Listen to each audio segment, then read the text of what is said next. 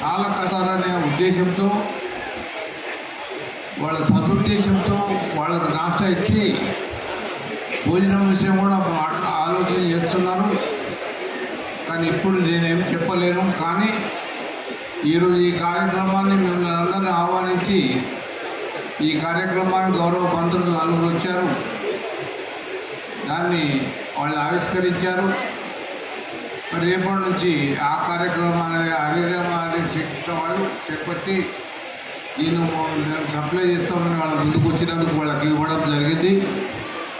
కాబట్టి మీ అందరికి తెలపడం ఏమంట, ఈరోజు కష్టపడే విద్యార్థుల చదువు అనేది అన్నిటికంటే ముఖ్యమే. ఏ రాష్ట్రం కంటే అన్నిటికంటే ఎక్కువ ప్రాధాన్యత ఇచ్చి చదువుకు అంత ప్రాముఖ్యత ఇస్తున్న రేవంత్ రెడ్డి గారు మన రాష్ట్రం యొక్క రూపురేఖలు మార్చాలనే ఉద్దేశంతో ఈ ప్రయత్నాలు చేస్తున్నాడు. దయచేసి మీరు కూడా